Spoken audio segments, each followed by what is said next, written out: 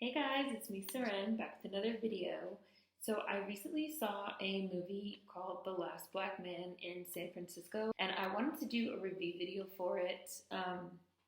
This video is not going to be in the good, the bad, and the ugly format, but I kind of want to discuss more than good, the bad, and the ugly format. I want to discuss the themes of the film. Because I feel like the themes of the film were extremely, extremely important, and they were the types of themes that I feel like I don't see very often or often enough in a film. So I kind of just want to discuss some of the themes and some of what happens with the plot. There's not going to be any spoilers in this video, but I just wanted to talk about it a little bit. A few people had hit me up previously within the last few months asking me if I was going to see it and review it, and so I wanted to do it. So it stars Jimmy Fails, who is basically, he's playing himself in the movie. The name of the main character is Jimmy Fails, and the movie is based fairly loosely on his real life. So basically, he's from San Francisco, and he and his family were pushed out of San Francisco by gentrification and by the rising, cost of housing, and they ended up losing their house, which was their family home, which was a really large Victorian in the Fillmore district, or the Fillmore area, of San Francisco. So it's so he, even though they lose the house, he's obsessed. He's obsessed with the house. They lose the house. These white people buy the house. They've been living in the house for 12 years, but he's obsessed with the house. He keeps going back. He keeps going back. He keeps going back. He's drawn to the house. He goes back. He does work on the house. He paints it. He gardens, he pulls up weeds. He doesn't go inside because he can't go inside because they changed the locks, but he does shit around the house. His best friend is this dude named Montgomery, who's played by Jonathan Majors, who was also in Captive State, which I really enjoyed. And he's sort of the lookout, and he goes with him to the house, and they just he's obsessed. He cannot leave the house alone. And I feel like the major themes of this movie were obviously the concept of home, talking about gentrification, talking about friendship, talking about community, and also talking about identity. So Jimmy basically grew up on the streets after they got evicted from the house. He lived in group homes, he lived in a car, he lived on the streets before meeting Montgomery and moving in with him and his grandfather, who's played by Danny Glover, and he's blind, and they kind of have this makeshift family going. So Jimmy is kind of obsessed with this idea of having a home. He lives with his friend Mott and his grandfather, but they live in a really, really small row house, and he has to sleep on the floor. There's nowhere for him to sleep.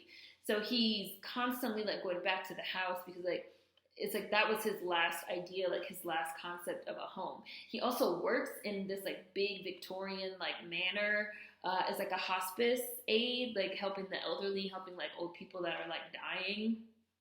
And so even where he works, he doesn't work in an office type of environment. He works in a home. He's searching for a home, and he's kind of linked his personal identity to this concept of home, and especially to the house that they lost, that they got evicted from. So it's kind of he has in his mind this link of if I could just get back the house, if I could just get back to the house, if I could just get back inside the house, if I could just get the house back into the family, then sort of I will know who I am as a person. I will get my identity, which is just a really, really interesting concept. And there's also other sort of subtle ways that the movie plays around with ideas of identity in terms of neighborhoods, in terms of culture, in terms of ethnicity. I believe Jimmy Fails, again, who's the main character, also wrote it, and again, it's based on his life.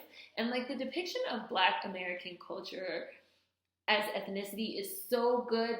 There's these scenes where they're going in on each other, the speech patterns, the things that they're saying to each other. I feel a lot of this had to be ad-libs because it's just very spot on in terms of culture and identity in terms of our ethnicity, in terms of sort of our shared culture. There's a lot of exploration of, again, identity through areas, through neighborhoods. We see that the area where the old house is has basically been completely gentrified. It's been completely stripped of any type of character, of any type of personality. At one point, we see the house itself being staged for sale, and it's just like blank inside. Like they paint everything over, like they paint the white walls. It's set up with this like sort of generic, furniture, and they do the same thing in the neighborhood. Like the streets are really, really clean, and like all the neighbors are white, and like none of them talk to each other, and like everybody's just like walking around like heads down, like they're hiding from each other. Versus we see when they're in Montgomery's neighborhood where they live, because Jimmy is like living with him and his grandfather. They're extremely poor. It's like an extremely like poverty-stricken neighborhood, but like it's just like the identity and the culture of a neighborhood where people have to like rely on each other to survive is like very, very different. Like everybody knows each other, and everybody's always outside, and you see like there's just like this various assortment of characters. Montgomery is like a playwright. He's working on a play, and at the end of the movie, he like puts on the play, and we see that like all the people from the neighborhood like come and like see the play. They know each other from like different circumstances from childhood. It really discusses differences in terms of living in an area and living amongst certain type of people that have a certain type of culture, that have a certain type of language amongst themselves, that have certain types of ideas about their identity, versus when you strip all that away due to gentrification and you just totally change the entire nature of the community, and you push people out, and people get displaced, and how that affects your whole sense of self, your sense of identity, your sense of community when you lose that, which is what happens to Jimmy, and he's just like really struggling. I really appreciated that this movie shows just like multifaceted, multi-dimensional Black American characters. There's, you see like a homeless guy on the street that sings these like beautiful like fucking operas. He has this like amazing voice. You see these like dudes standing on the corner that are constantly going in on each other, that are constantly motherfucking insulting each other, that are constantly insulting Jimmy, that are constantly insulting Mont. But then we also see other aspects of their personality. We see like that a couple of them are like cool with Jimmy and Mont. They know them like they're friends. We see that the people are that Black people are multifaceted, right? That we are not just any one thing, that we have totally different emotions, that we have totally different feelings, that we can express ourselves, that we could yell, that we could cry, we could be happy, we could be sad, we could be angry. Another concept of identity that's discussed through the movie as well is sort of how Black people, Black Americans specifically, are put into this box, and how it's confusing for people when you try to get out of the box, and how we have these characters that are just being themselves, right? Like they're just being themselves. Sometimes they get ridiculed for it. Sometimes people understand it. But we see these Black humans, again, just with a variety of thoughts and emotions and personality traits. And even though Jimmy is trying to he's trying to find his identity through this house and through this like idea of getting the house back, but we also see that he's exploring ideas of identity in the clothes he likes to wear. For example, he likes to wear this like red plaid shirt, but when he goes to see his father, he doesn't wear it. He wears something else. It's almost like he's somebody else when he goes to see his father. When he's in the house, he wears this like robe, right? Like the idea of you change your clothes and you adjust your identity, and you change the way that things are based on where you are and how you're being perceived, and what is your true core identity. Who are you as a human, as a Black American, as a Black person? It's just something that, again, I feel like I haven't seen done in a film with this much nuance in a long time. We've talked about how so often Black Americans are reduced to these caricatures. We're reduced to these stereotypes. We're reduced to these ideas. We're reduced to these concepts. We're not really seen as people, right? And this was a film where I felt like I was actually looking at people. I was looking at fully fleshed out characters, like real people. Like I appreciated that we see there's like a group of people that like bully. They like bully like Jimmy and Mont. We see them like bullying them, but we also see them like being like vulnerable at another point in the film, and we also see them like being cool. We learn that like Jimmy has like backstory with some of them, and that they're like actually friends. They like hang out together, and like we see like we just see so much of just people. It's funny because like the film, I don't want to say the film doesn't really have a plot, but it's kind of like a slice of life style movie where we just sort of follow these people through, you know, this particular time in their lives while they're essentially trying to like get back this house. There's not going to be any like spoilers. There's no real spoilers. We're just sort of following these people at this moment in time as they're trying to get back this house, and like learning about how the house and the community and the emotions and the feelings and all these things are tied into personality and identity and sense of self and self-worth, and how that's not just the main characters. Like it's not just Jimmy and Monty, how it's like everyone in the community, everybody in the neighborhood, how like everybody is a different person, and how everyone is like capable of just showing and expressing this full range of emotions and of personality and of humanity, and just like not being reduced to caricatures or stereotypes. There are no love triangles, which y'all know I hate. Like, I fucking hate love triangles. And there's no, like, manufactured drama between Jimmy and Mont, who are, like, best friends. Like, they're best friends basically to the point where they have become brothers. Like, they are brothers. There's no fighting over any, like, relationship drama. There's no, like, they fully 100%, like, support each other in everything that they want to do. Like, we see this sort of platonic male friendship between these two black men, and both of them are black American actors. They're descendants of American chattel slavery. They're acting their fucking faces off. Like, we just see them sort of going through these trials and tribulations together. Monty is like writing this play about the neighborhood and about the community and about again, like the changes and the identity of the people and like what does it all basically mean.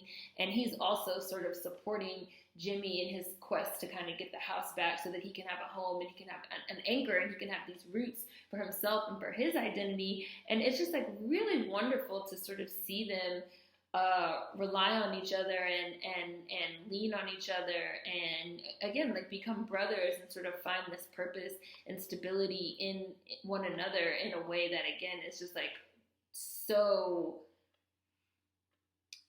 like all encompassing in terms of the way that people really interact in real life. It wasn't any tropes. It wasn't any like cringy ass language. It wasn't any like, now there was a whole lot of motherfucking N-bombs dropped. It was a whole lot of nigga this, nigga that, which I do, but like in a natural way, not like in a cringy way. Like a lot of people have recently sent me a tweet that was sent out about like the season 4 like writers room of Insecure that said like our writers room is black as fuck, and it was a picture of like Hennessy and hot sauce, and people were like, really, like Hennessy and hot sauce? Why couldn't you just take a picture of your black writers, right? Like, why are you reducing blackness to this caricature, which, as you guys know, has been my criticism of Insecure, is that I feel like it is a caricature of blackness and black Americanness in particular, that they're mocking us. You know, they're making fun of us. At this point, it's a minstrel show. It's like coon behavior. Like they're dressing up in this caricature of like black Americanness,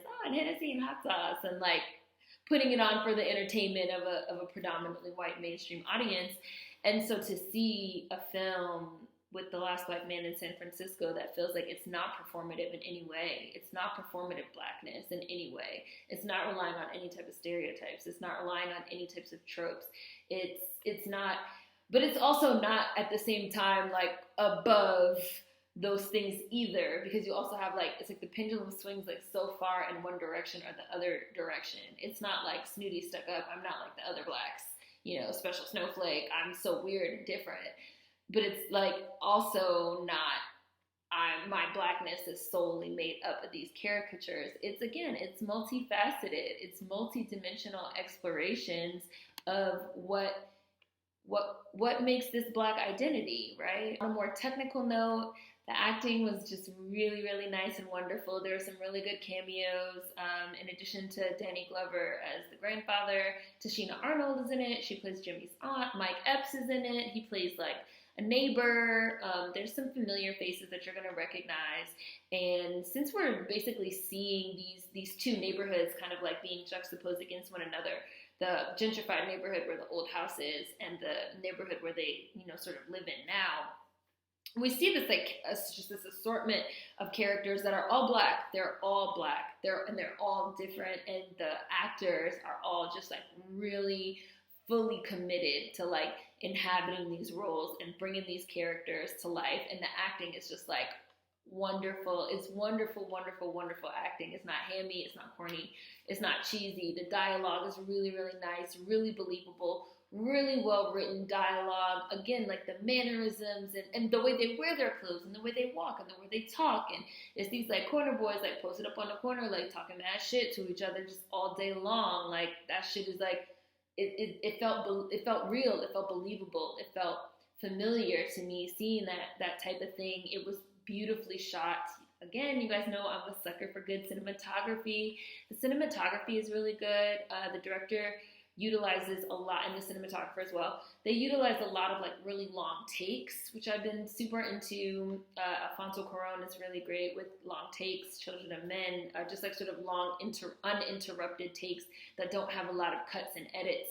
And so there's a lot of scenes of the main character Jimmy where he's just sort of like walking down the street or riding on his skateboard or riding a bus, and it's like just a long take, like a minute to 2 minutes, where he's just like walking down the street and he's like walking past all these people. He's like walking past all these people in the neighborhood, and you see like people, again, like homeless people on the corner, and then you see like people in business suits, and you see like government workers, and you see like there's like a really disgusting, filthy like bay. You see like people in hazmat suits cleaning up the bay. He's the focal point. It never cuts away from him, but it's following him walking down the sidewalk. And it's like, that's how it really is when you're walking in a city. Like every 5 minutes, every minute, you'll see this, you'll see this, you'll see that. So they did a really great job of sort of capturing that energy of a city, and also capturing the energy of gentrification, which is violence, right? Which is modern day colonization of how things like change very rapidly. Like one block is like the motherfucking hood, and then the next block is like $500,000 condos. And like, again, sort of how disorienting that is to your sense of identity, especially when it's your neighborhood, it's somewhere that you live. There's a lot of really great use of again, cameras and camera angles and the types of cuts that they use, the type of shots that they make. There's a lot of use of surrealism, which I just love. I've always been into surrealism, and I like that it's sort of having this renaissance right now in Black art. There's a lot of like, because like life is weird, right? Like life is fucking weird. Shit happens in life and you'd be like, what the fuck? Like what just happened? And this movie really like delves deeply and like plays around with a lot of those concepts, like of just, wow, like there's a scene where like they run into somebody on a bus that they haven't seen in a long time. And there's like that feeling when you like run into somebody that you haven't seen in a long time and you're just like shocked. And the whole scene like is close-ups of their faces with these like shocked ass expressions. And that's like really how it feels. There's a lot of just trying to capture how things feel. Not just, again, which is why I didn't want to do good, the bad, and the ugly format, or even get into the plot and stuff like that, because the movie's not really about necessarily plot and things of that nature, but it's just about, like, feeling. How do these things feel? How do these situations feel? How does it feel to be a Black person and a Black American in these situations? And they really just inhabit that from a technical aspect, from an acting aspect. The costumes are really great. The cast is really wonderful. Everything is just really believable, and it's a wonderful film. I really enjoyed watching it, and I'll also be doing a written review as well that will probably be up within the next week. But I felt blown away, and I loved the trailer, so I had a feeling I was going to be like blown away by this movie, and the movie really, really didn't disappoint me. So I highly recommend that you go check it out and watch it and see for yourselves how you guys feel about it. Also, we recently reached 40,000 subscribers. So I also want to say thank you to everybody that has subscribed, that has liked, that has commented, that has shared, that has supported on Patreon, supported in real life, supported however you can support, listen to the podcast. I thank you guys so much. And I'm also going to have to be doing a housekeeping video at some point because I like to do them every time we reach sort of milestones. So yes, Last Black Man in San Francisco. Hopefully you guys enjoyed this one. There will be links in the description box as well as a link to the trailer, just so you guys can check it out. It is an indie release, so it probably does have a limited release, but if you live in like a large city, you probably should be able to find it near you. It just came out June 7th. So food for thought as always. Hopefully you guys enjoyed this one. See you guys next time. Peace.